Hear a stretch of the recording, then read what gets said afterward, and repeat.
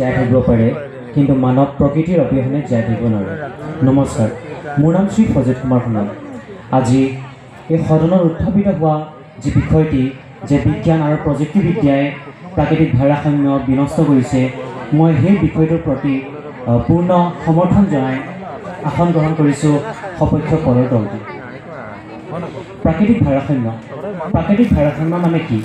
প্ৰাকৃতিক ভাৰসাম্য মানে যেতিয়া প্ৰকৃতি অতি স্থিৰভাৱে চলি থাকে, য'ত বায়ু, জল, ভূমি আদিয়ে ইটোৱে সিটোক সমৰ্থন কৰে, আৰু এই পৃথিৱীখনত মানুহ বা অন্য জীৱ জন্তু সকলো জীয়াই থাকিবৰ কাৰণে প্ৰাকৃতিক ভাৰসাম্যৰ স্থিৰতাৰ অতি প্ৰয়োজনীয়, কাৰণ ই আমাৰ পৰিৱেশটো সুৰক্ষিত ৰাখে। কিন্তু অতীজৰে পৰা মানুহে যি বিজ্ঞান আৰু প্ৰযুক্তিবিদ্যাৰ বিকাশৰ কাৰণে যিমান দায়বদ্ধ হৈ আছে, সেই বিজ্ঞান আৰু প্ৰযুক্তিবিদ্যাৰ প্ৰসাৰতাই লাহে লাহে এই প্ৰাকৃতিক ভাৰসাম্যক বিনষ্ট কৰিবলৈ ধৰিছে।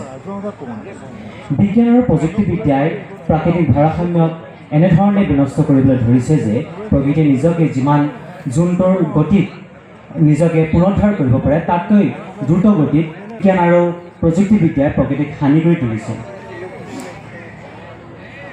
আমি জানো যে বিজ্ঞান আমাৰ কাৰণে অতি প্ৰয়োজনীয় হয়। আজি বিজ্ঞানৰ কাৰণে মই ইয়াত কথা ক'বলৈ পাৰিছোঁ এই মাইকটোৰ জৰিয়তে, কিন্তু আমাৰ বিষয়টো হৈছে যে বিজ্ঞান আৰু প্ৰযুক্তিবিদ্যাৰ প্ৰসাৰতা, অৰ্থাৎ বিজ্ঞান আৰু প্ৰযুক্তিবিদ্যাৰ প্ৰসাৰতাৰ কাৰণে যিবোৰ কাৰখানা বা যিবোৰ নতুন নতুন প্ৰকল্প আৱিষ্কাৰ হৈ আছে, সেইবোৰৰ ফলত বায়ু প্ৰদূষণ, যিবোৰ প্ৰদূষণ হয় পানীত, বা আমাৰ যি ক্লাইমেট চেঞ্জ হয়, সেইবোৰ প্ৰব্লেমছ দেখা পোৱা গৈছে। আৰু বিজ্ঞান আৰু প্ৰযুক্তিবিদ্যাৰ প্ৰসাৰতাৰ কাৰণে যিবোৰ কাৰখানা, উদ্যোগ আদি স্থাপন কৰা হৈছে, সেইবোৰৰ কাৰণে অৰণ্যবোৰ কাটি দিয়া হৈছে। আৰু আমি জানো যে অৰণ্য মানে কেৱল গছ নহয়, অৰণ্য হৈছে এটি সঁজুলি যিয়ে নিয়ন্ত্ৰণ কৰে মাটিৰ উৰ্বৰতা, বৰষুণ, ক্লাইমেট আদি।